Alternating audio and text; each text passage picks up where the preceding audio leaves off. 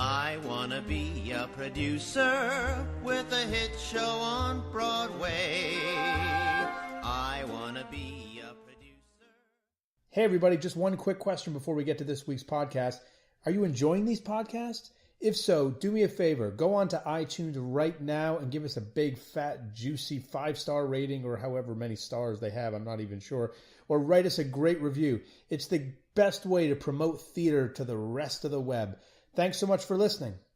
Hello, everybody. Ken Davenport here. You're listening to the Producer's Perspective podcast. I am so excited for today's guest because he's one of my favorite composers and part of one of the greatest musical theater writing teams we have today. Ladies and listeners, welcome to the podcast, Tony Award-Winning Composer Stephen Flaherty. Welcome, Stephen. Hey, thanks for having me. Great to be here. So I first came to know Stephen's work when I wandered into the Booth Theater back in 1991. I was a sophomore at NYU. I didn't know what I was in for. It turned out I was into one of the most joyous nights I've ever had in the theater. It was seeing Once in This Island.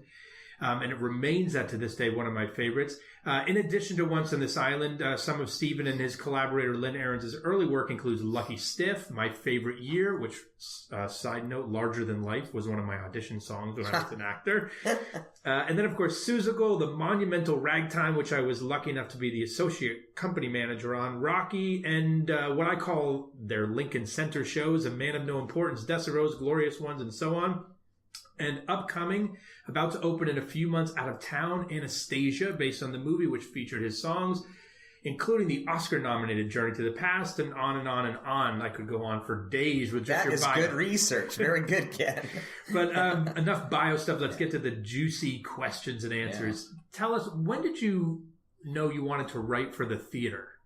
Well, you know, it's funny. I never thought of it as writing. I thought of it as making stuff up. And I think I've been making stuff up ever since I was a kid.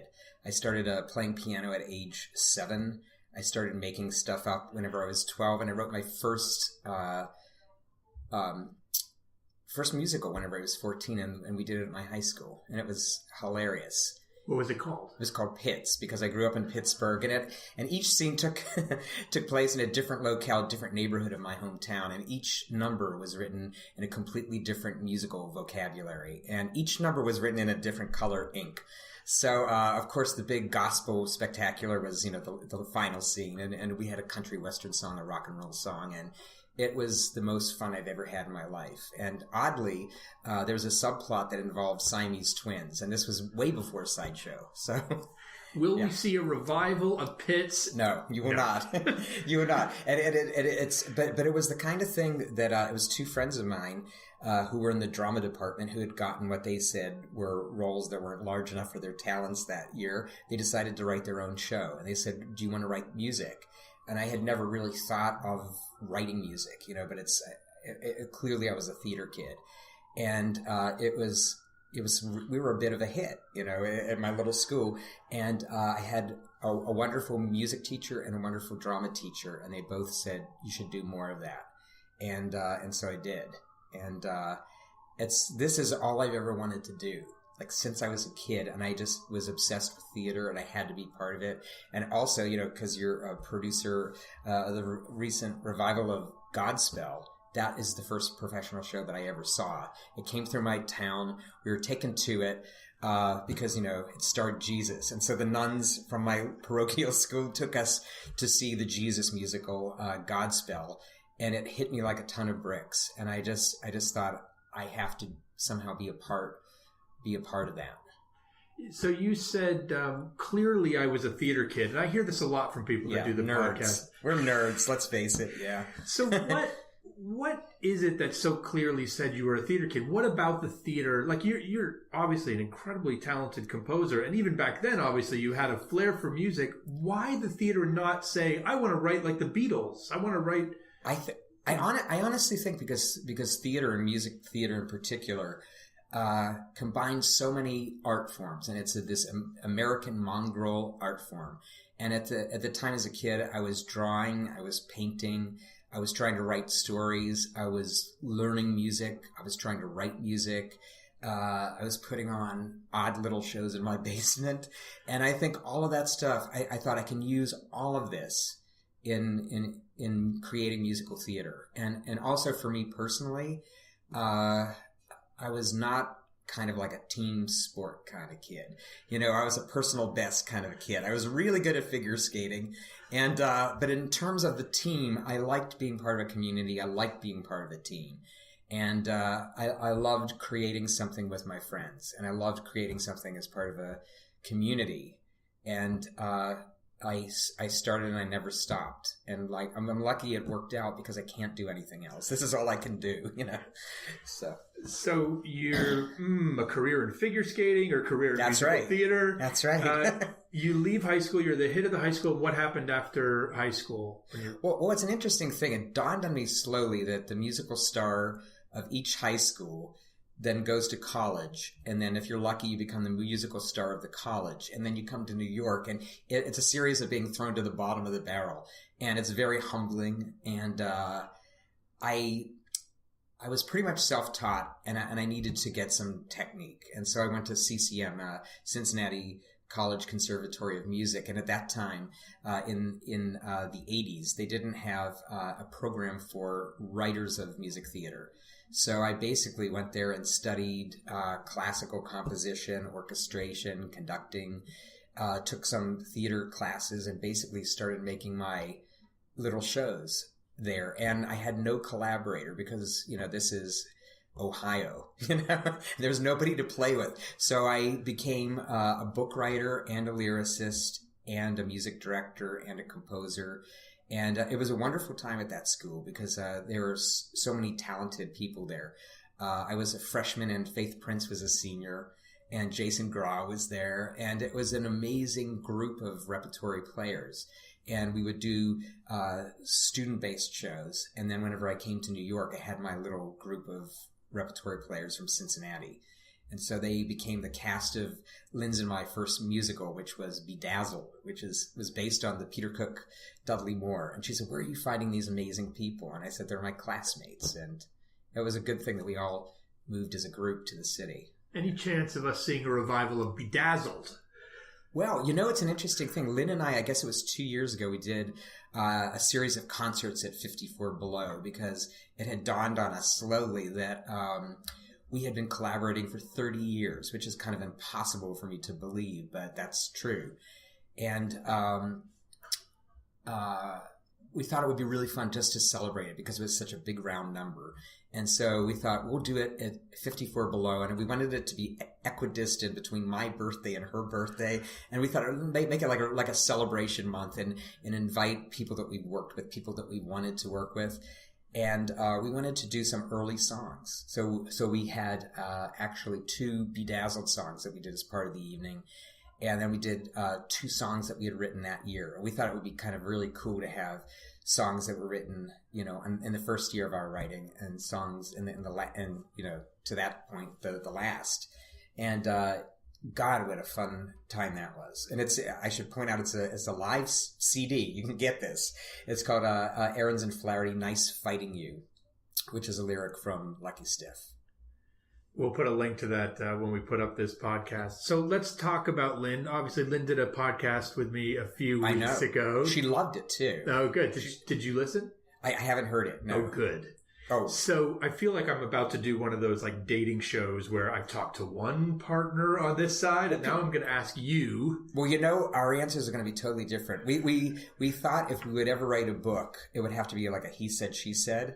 And you could read Lynn's from this cover, and then you'd flip the cover over, and then my version. And my guess is it would be like an amazing Rashomon story, like somewhere between these two tellings is what went down. You're going to get an interest from a publisher after they hear this for sure, because that book sounds fun.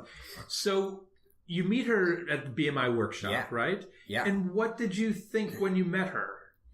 Were you like, oh, this is the one? This is... I shouldn't say this, but I found this to be true in a lot of workshops and a lot of music theater programs. There's always a lot of terrific or, good composers. And there's always one good lyricist in any class and that's usually been my experience. And she was so fresh in her approach to what she did. It was really different from what I would do. And my idea of what writing was about, I had a beard that year.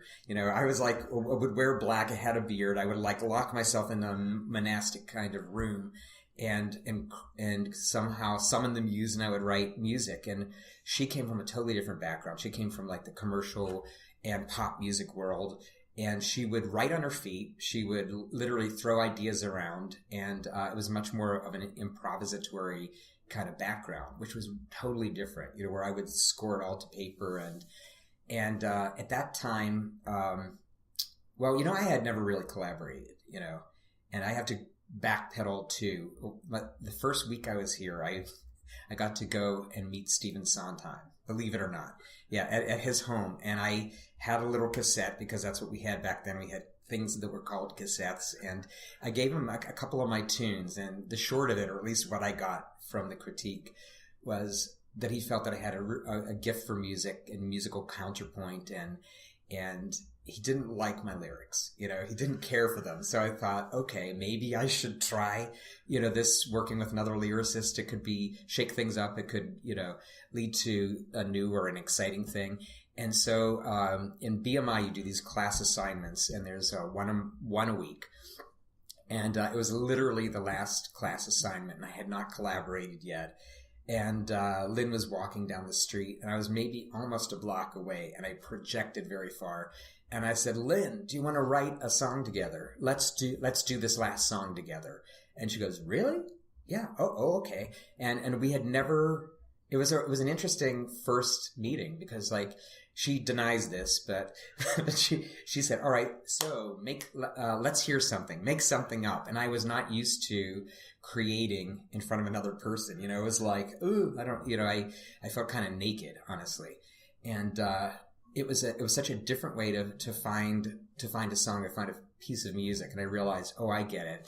Like, we both have a hand on the driving wheel, and we're trying to find a way that we can connect to find the song. And I must say, our first song was not good, but the process of creating it was great. And after that, we said, oh, we should try to find a project. And that's when we began writing Bedazzled. And we just had so much fun. And it was a totally different way of working for me. And I think the whole thing about collaboration is, why even collaborate? And it's because you can find something that you wouldn't have been able to create on your own. That's what I think, And so we just started, and we didn't stop. And that was my first year in New York. I love that statement, because it's a very selfless statement coming from an artist, especially someone who's been doing it all before that. Yeah. It's a tricky thing, because to face a blank piece of paper or a blank screen each day, you have to have either balls of brass or a huge ego or an incredible, immense faith. That somehow an idea will come and manifest itself, or all three. And I really think that writing is an enormous leap of faith. And after all of these years, I can't honestly tell you how it works, because there is an element of mystery that I think is wonderful, and I don't want to overanalyze or analyze that at all, because it is alchemy, and it is mysterious.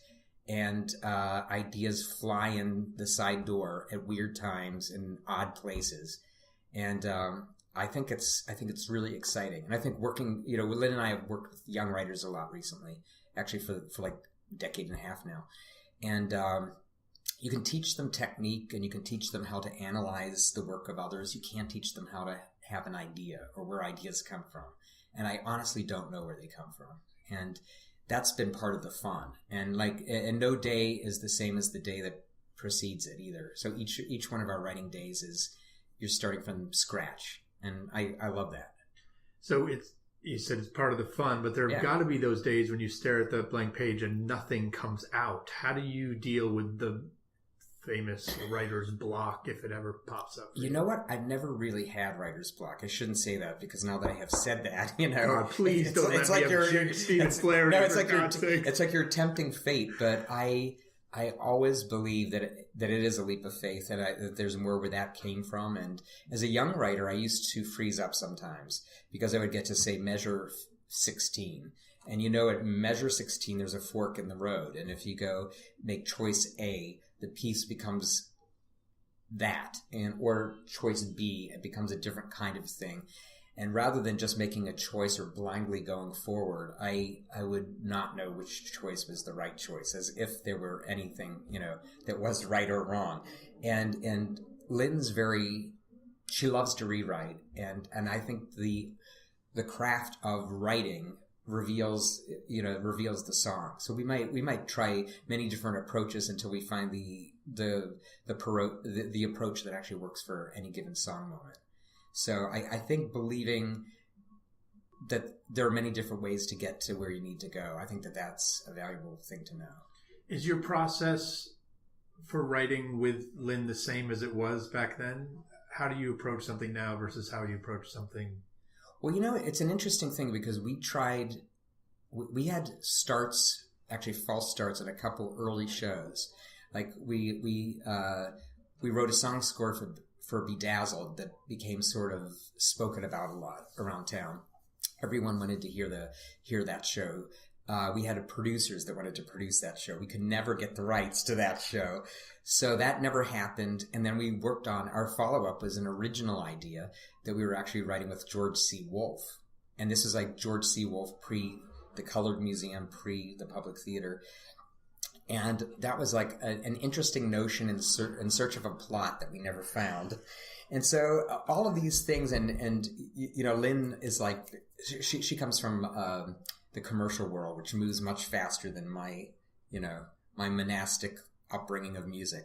So then we began working on a third show, and we hadn't been produced at that point. And I actually think that was an asset, because I think it allowed us the time to get to know one another, to get to know one another's processes, which at the beginning were very different.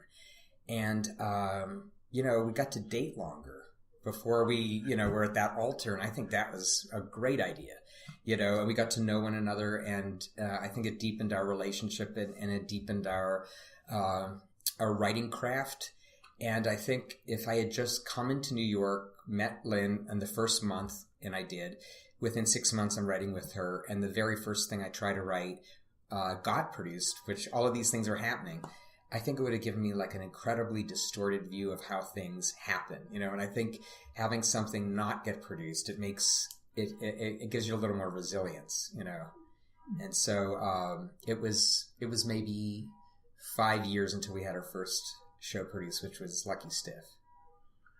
It's so funny you say that about Pasek and Paul were on just a couple of weeks ago. They're great. They are fantastic. Aren't they amazing? But they talked about getting a show up. It happened very quickly for them, and how they felt like they made some mistakes early on, and it was very difficult to get through that and on to their next show because it happened so fast. Well, Lynn and I co-founded a program at the Dramatist Guild, which is an amazing program. It's called the Dramatist Guild Fellows, and it's one of the few programs here in New York City for composers, librettists, lyricists, and playwrights. Because usually in a lot of the writing programs in New York, they tend to ghettoize the word people, the playwrights, and then the music people are in like their own little clubhouse, and never the twain meet. And this program, it's astounding. It's very intimate. There's mentorship. There's opportunities to basically ghost writers and ghost performers as guests. It's all about the process. And Pasek and Paul were our youngest Dramatist Guild fellows. They were right out of college, and they were like so amazingly talented. And it was great to see them as kids. And now I was just talking about their new show at Second Stage. I can't wait to see it. I'm going to try to see it next week. And talking about Dear Evan Hansen, but we're getting back to you now. You're such a generous artist. You're talking about other people and how great they are. What I love about your scores is the diversity of them, from the Caribbean rhythms of Once on This Island to Ragtime. And you actually just talked about Pitts, how Pitts had different gospel country. Yeah. How do you access those different styles? Do you do research before? What's the process of getting into the score itself? I'm just really open to all kinds of music, and my playlist is crazy all over the map. And even as a young kid growing up, I wasn't really a rock and roller, but I was an R&B kid. And we had one of the great R&B stations in Pittsburgh called WAMO. And my father couldn't stand that kind of music. So he would give me the keys to the car, and I'd be like 7. And I'd be like a 7-year-old starting up the engine and listening to the radio in that car. And it was amazing. So I really responded to rhythm and responded to those kinds of rhythms. And then then a little later, I began studying classically. So I had a classical piano background. I spent a summer working in Nashville, Tennessee. So I picked up a lot of stuff down there.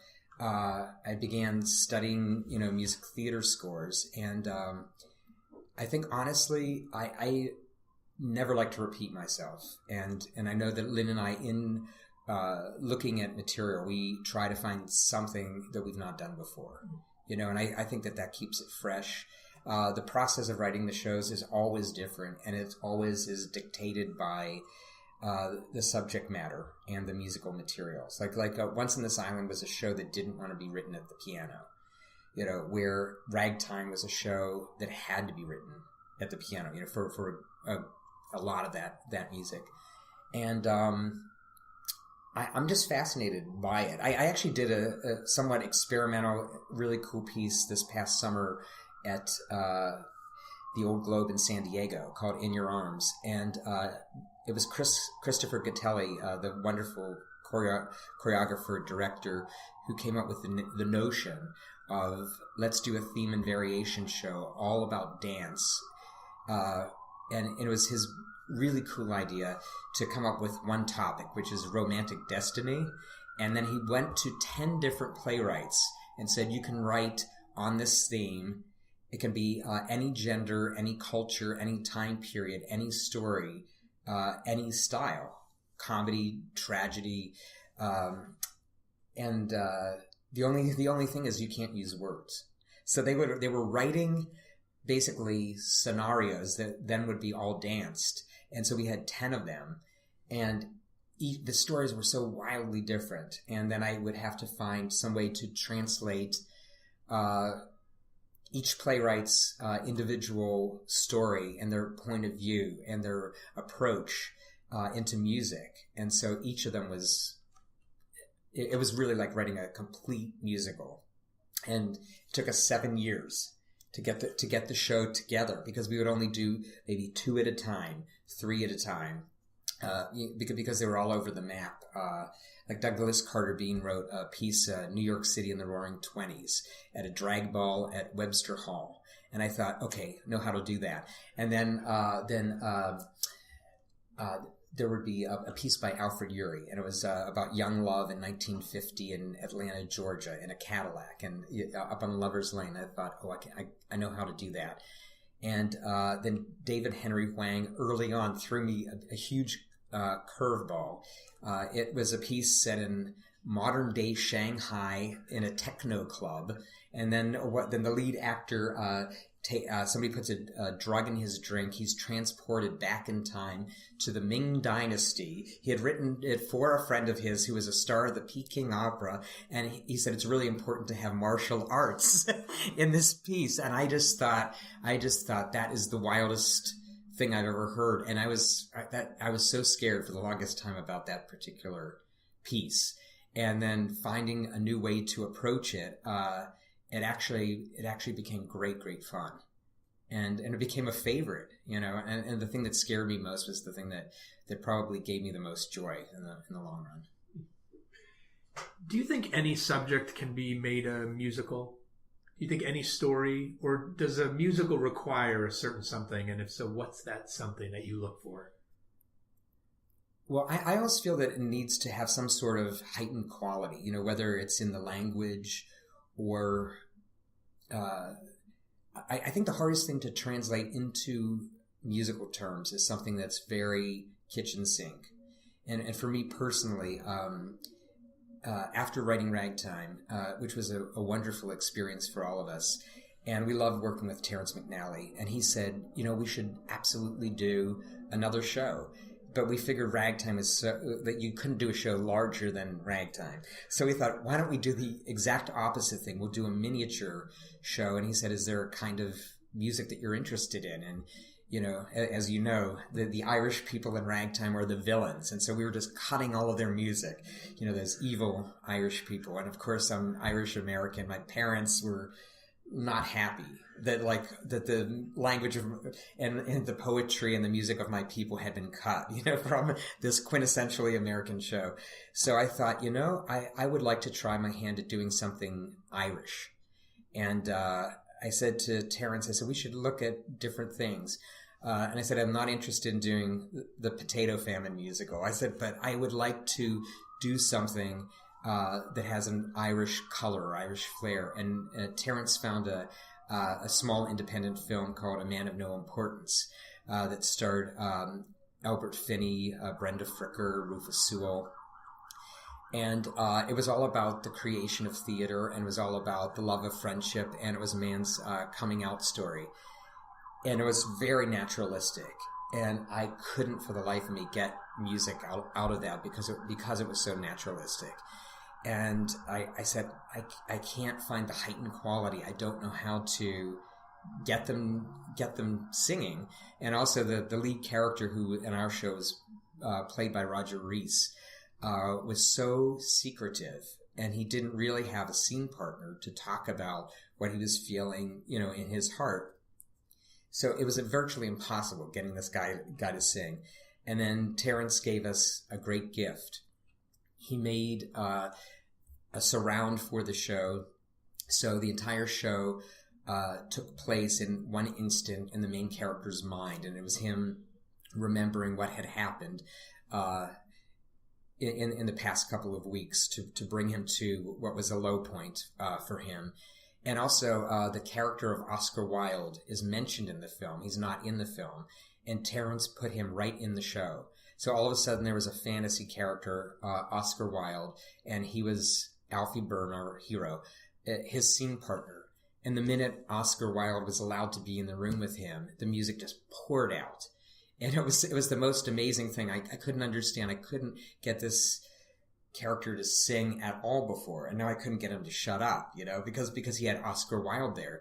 And Terrence is a funny guy because he'll write a scene which will inspire a song, and usually whenever we're presenting the song, it's a lot of information to analyze. So he tends to be very analytical, and every single song I've ever played for him, he's never said, "Wow, can I hear that again?" Never once. This is the entire score of Ragtime. Never once.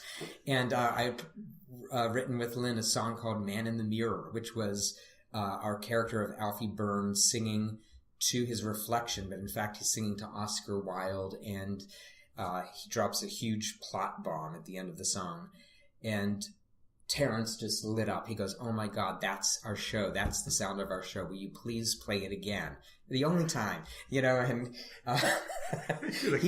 come on, Wheels of a Dream, yeah, Daddy. No, none of them. And he blushes whenever I bring this up, but I think he was so taken because because it had been such a struggle to find the musical core or the sound or a way to get music to come out, and that was cracking the nut. And then the show wrote itself quite quickly after that. And for those of you out here who don't know it, go get that recording. It's a terrific score, and one of my favorite Streets of Dublin. Having Stephen Pasquale sing that, I will never forget that moment. So I'm going to ask you one of my James Lipton questions. Speaking of some of your most memorable songs, I want you to imagine that the Smithsonian calls you, and says, "Stephen, we have room for one of your songs in the Institute, just one. Which one of all the songs that you've written would you want preserved?" That's a hard question because I always think of songwriting and creating theater as like parenting, and hopefully it's good parenting. And it's like you never want to pick a favorite, like you never want to pick son number 2 over son number 3 or, whatever.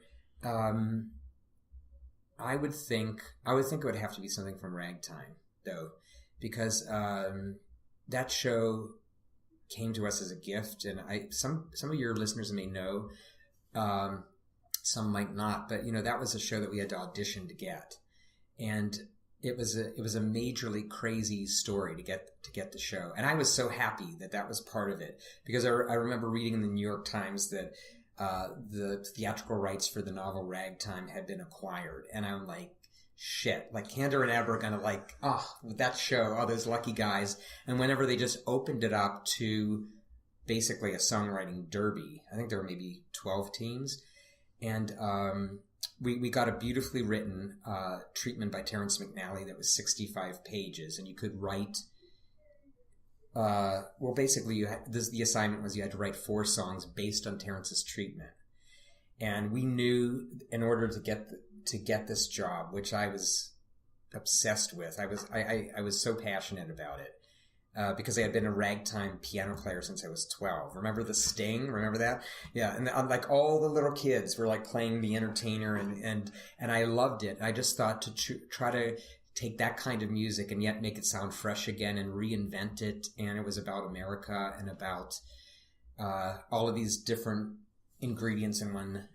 In one stew. I just thought I really want to do this, and we had 11 days to write, arrange, produce, record, mix, stick it on a cassette. Back in the day, of a cassette, and hand it in. And the day we had to hand it in was the opening night of Showboat. I mean, it was all this crazy theatrical Garth Drabinsky timeline. And we started counting the days that we had to do all of that. We had 11 working days. So being practical, we just decided, I will write 2 songs music first, and Lynn would write 2 songs lyric first. We would swap.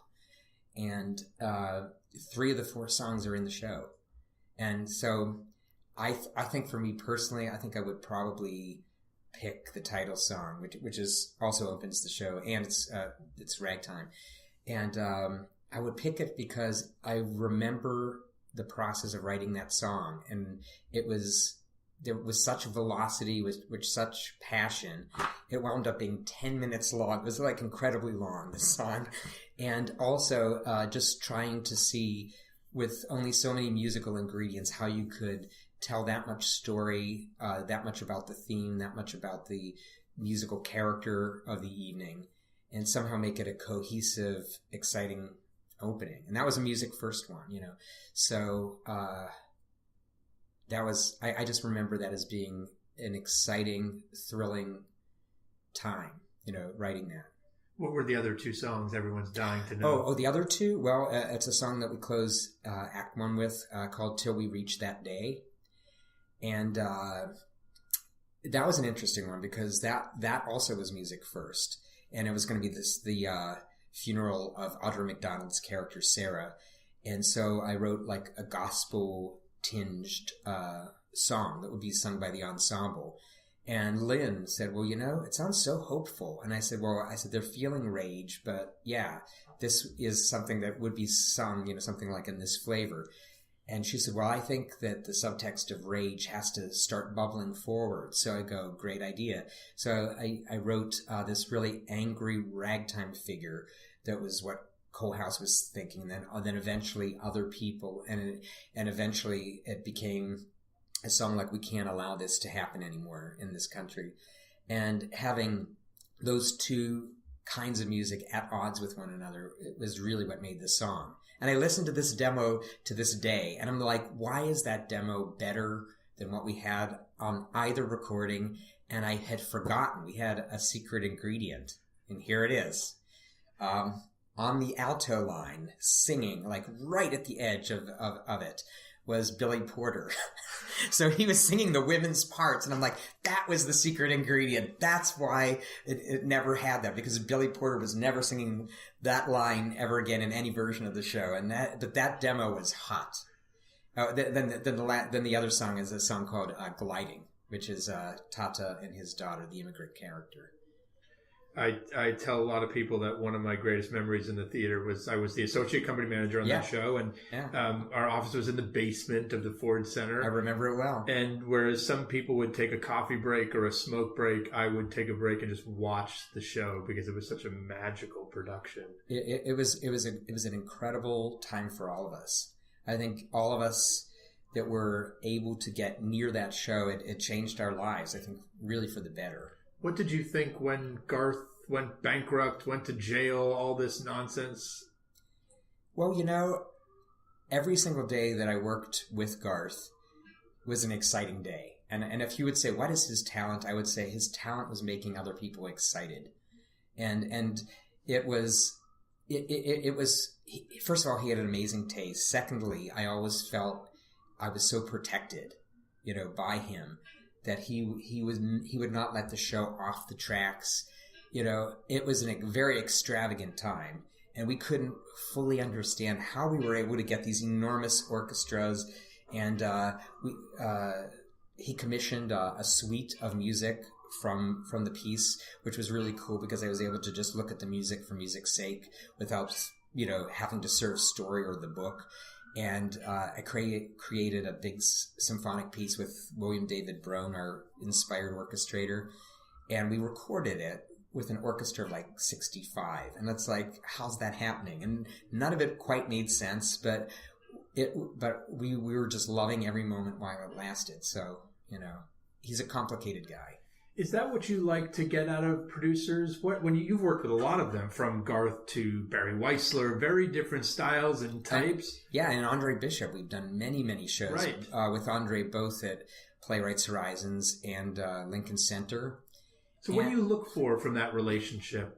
Like, what would make you want to work with a producer today? Or I always think I bring it back to good parenting. I think each show is individual. It has its own personality. I think you need to deliver exactly the uniqueness of that show. And I don't think it's possible nor advisable to make a musical or any piece of theater all shows to all people, because once you start doing that, its individuality flies out the window. I mean, Once on This Island is so special because it followed no rules. And it was very much its own kind of show, kind of score, kind of storytelling.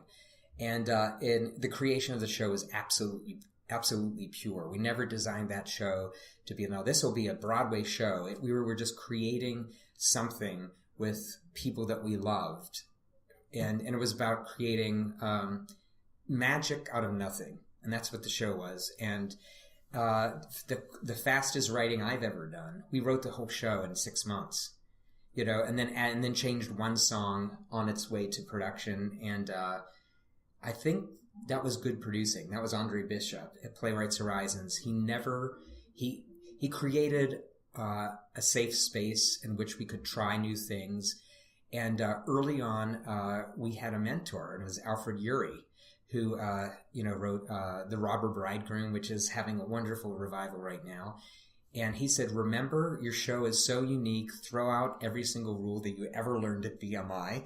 He said it has its own rules. It has its own logic. You don't need the comic song for the parents in slot number 2. You don't need and I think he was just saying, let the show be its own unique self. And that's great advice. And if you are lucky to find a producer who can encourage that, then that's gold.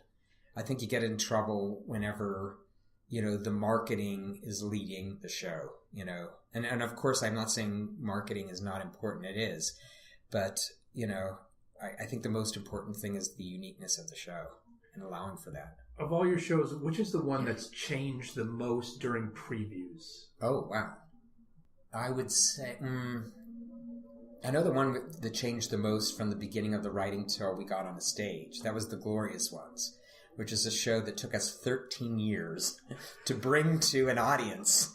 And it was really hard, and I couldn't figure out why it was so difficult. And it was very Candide-like. It was very picaresque. It's based on a novel by Francine Prose, who's a wonderful writer. And it's about the members of a commedia troupe. And the novel, each chapter is told from the point of view of a different character in the troupe. So we started it out, and there's so many incidents, so many characters, and we started out as quite a large scaled show. And we did a first reading at Lincoln Center, I believe in 1993. And people say, how long did it take that show to be written? And I said, let me just put it this way. The ingenue was played by Donna Murphy in the first reading. That's all you need to know about that show. And it's also about changing of theatrical tastes and trends. And it's about these young Turks who come in this world of theater, and they basically steal the theater or morph it or change it from the more established artists. So there's an older artist and his lady friend, and a younger young Turk and his muse. And we started out writing that show, and I thought, I totally get this young Turk character. I understand it. And then it took us 13 years. So by the end of it, I go, I'm totally relating with the middle-aged character. I really get his story, and I think it was actually a blessing it took that long, because I was able to understand every aspect. But that changed the most. It started out as a large scale show, and by the time we reached Lincoln Center, it was 7 characters playing all of these different parts in their style, and we were at the point where we were going to give it up, because we couldn't crack the nut of the show. We had some amazingly exciting and beautiful songs, but we didn't have a show that we could make work. And oddly, to her great credit, Francine Prose, the novelist, she said, I know you've been working all these years and you keep renewing the rights for this novel. And, I've never heard any of the songs. So before you give it up and let it go, I'd like to hear some of the songs. And we thought that's a fair request. So she and her husband came to Lynn's apartment, and we just started playing through a couple of the songs from the glorious ones. And she, after the first song, was in tears. Let me hear more. Let me hear more. And she was like, so effusive, so unbelievably supportive, and she said these songs are like one-act plays. This has to be in a theater. And we said, well, I said, no offense, but we can't find a way to lasso your plot. I said, the plot is driving us mad. And so she basically said, like, throw out what you want, use what you will, and she was amazingly generous, and that helped us crack the nut of the glorious ones. Incredible. And now you're just a couple months away from your newest piece hitting a stage. Weeks? I am starting rehearsal in 2 weeks from today. So when you wrote the songs for Anastasia for the movie, did you have any idea that you'd be a few weeks away from the regional? No. It came out of the blue. We had been developing an animated film musical for Disney. And this will tell you something about timing, because I don't want to go there, but anyhow. Go there. I'll go there. Okay. So we were working on an idea that I thought was a really cool idea. It was about the migration of whales, and it was about community. And as we all know, the whales communicate through song. So they literally do sing. They literally communicate that way. Larger than life. And I had been, for my own fun, believe it or not, listening to these amazing Roger Payne recordings of the whales singing. Elaborate tunes, like really amazing melodies. And I thought, it could be about fathers and sons. It's literally about a journey. It's literally about a migration. And we started working on the piece. And it starts out with the whales singing, and then it becomes the sound of the human voice. And then bit by bit, they're singing lyrics. And we loved working on it. And of course, you can see this coming like a train. They were working on another animal musical at the same time Disney was. And so it was something that I don't think anyone's ever heard of. It was called The Lion King. And so there was the whale show, the Lion King. And I shouldn't say this, but I'm going to say it. There was a wonderful scene in The Lion King that was from our whale project. You may remember it. It's like whenever he looks up and sees his father in the sky as a constellation. I found it even more moving when it was whales. But I just put it out there. I just put it out there with no judgment. I try not to laugh at these podcasts, but I can't help it. I know. And then you think like The Lion King, and then you think you would have bypassed that, and then Ragtime comes out, and we open this amazing show with the best cast day ever. And we were across the street from The Lion King, the stage musical. And it's like that crazy show is just like biting, it's Pac-Man at my rear. So anyhow, we let go, but because of the people we met at Disney, we got a chance to work on a piece for 20th Century Fox, which would become Anastasia. And I loved the world. I loved the fact that there was a mysterious element to it. I found that amazing. And it was a really great experience for us. And these films take a long time. This took 4 years. And so we were actually writing Ragtime simultaneously to Anastasia. So in the time it took us to write 35 songs that reached the stage of Ragtime, we wrote 6 songs, I believe, that made it into the movie, which tells you that's like a little window into like the difference of process. But the experience, the world, all that was fantastic. And then all these years later, we were approached, is this something that you'd like to do for the stage? And I think we both loved the material so much, but I think if we were to go with it, we wanted to reconceive, for the stage. We didn't want it to be, here's an animated film that we're going to put like frame by frame into a theatrical telling. And also, as some of you may know, the film did play rather fast and loose with Russian history. Rasputin did not rise from the grave. He was not accompanied by an albino bat and these colorful green minions that would break into song. That none of that happened, as far as I know. So we thought it would be interesting to go a little more back to what the story was. So I actually think the stage musical, even though we have five songs from the motion picture, it's really a new show, and it's inspired by the legend of Anastasia. And this is our 3rd show with Terrence McNally. So that's been great. And I think Terrence was interested only if we could treat the show as if it were an original musical. So even though we have a song like Journey to the Past is in the show, it's used in an entirely different context than the film. And I actually think it's stronger. So, we're excited. We're 2 weeks and we roll up our sleeves and, hear it sing. So it's wonderful. Incredible. So it opens in Hartford in just in weeks, and then hopefully Broadway later on this next season, perhaps. Yeah. Amazing. Yeah. So if you're in the Hartford area, we begin performances May 12th. We open officially the 27th, and then we're running into June. And we're excited. This is the first time we've worked with Darko Trezniak, who did Gentleman's Guide. And he's a wonderful director, and he's kind of the perfect director for this piece. And it's wonderful going back to that, and I thought it could be difficult, because that was a world that we were quite involved in 20 years ago, musically. But I had done so much research that it must have been like in me, and it was actually very fluid writing, and we were right back, into that world. And I've been able to go deeper musically, which is exciting. Oh, well, I'll definitely be there for that. Okay, last question. I call this my genie question. Uh-oh. I want you to imagine... Genies are good. Don't be scared.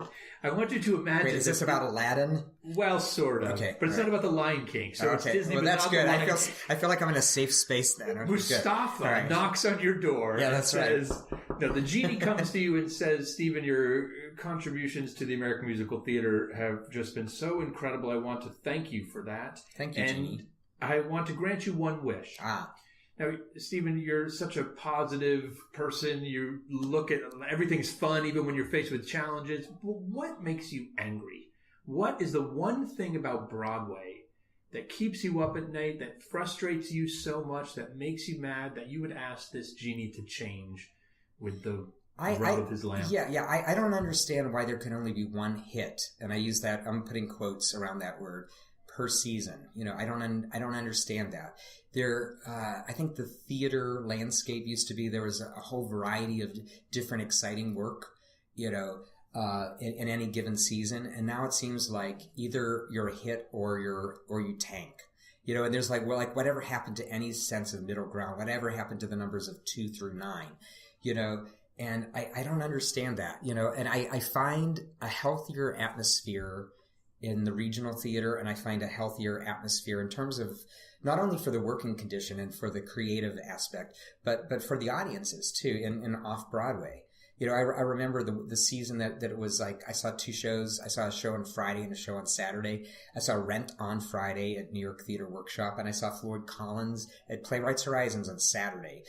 Amazing shows, totally having their own sense of self, totally the voice of their individual creators, and is different as anything.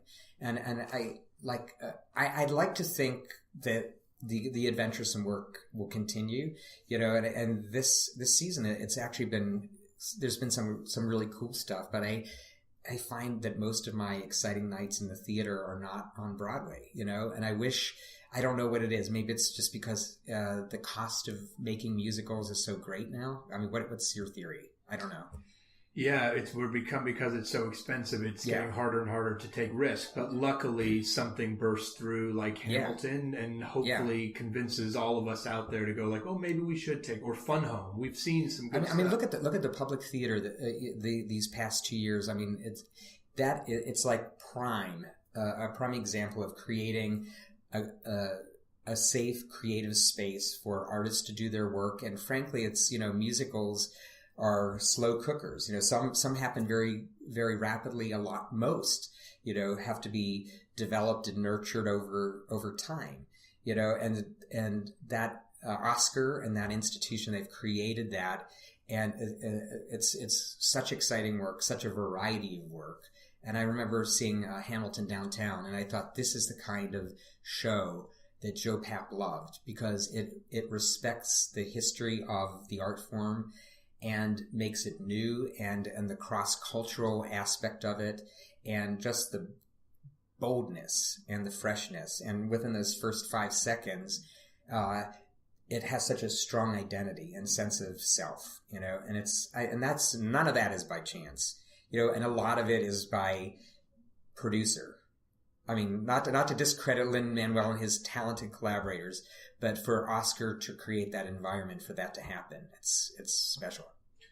So. Well, thank you so much for being here and for being such an incredible positive spirit in the American musical theater. If you listeners are not excited about being involved in the theater after listening to Stephen talk today, I don't know what will get you there. Thank you so much for spending your time with us. We look forward to Anastasia. Oh, and I like to play 1 degree of separation between my current guest and my next guest. My next guest is Meredith Blair of the Booking Group, which I believe booked the tours of Ragtime and Seussical. So there's always a connection in this. There always is. It's like 2 degrees of Ken Davenport. I like that game. We'll probably play that next week. Thanks so much for listening, everybody. Don't forget to subscribe. We'll see you next time. Okay, everybody, this podcast is over, so now you know what to do. Go on to iTunes, give us a great rating. Thanks so much. We'll see you next time. I'm gonna be a producer. Look out.